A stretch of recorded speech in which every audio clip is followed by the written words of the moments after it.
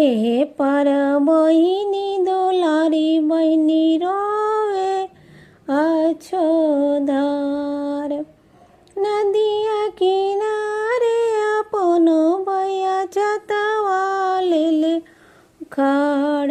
ए पर बहिनी सुंदर बहिनी रोवे हसुअन धार। चुप होका चुप ए बहिनी पटोरवा पोछा हो लोर। चुप होका चुप ए बहिनी पटोरवा चाहो लोर।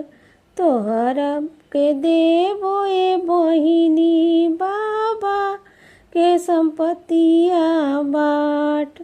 तोहरा के देबो ए बहिनी बाबा के संपत्तिया बाट।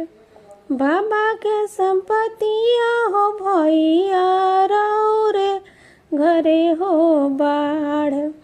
बाबा के संपत्तिया हो भैया रौरे ए हो बाढ़। हमारा तो दूर देशे भैया चुनरीला दया से। हमारा दूर देशे भैया फलवा लागल हो आस।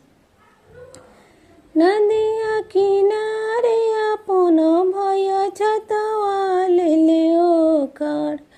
ए पर बहिनी दुलारी बहिनी रोवे अछोधार।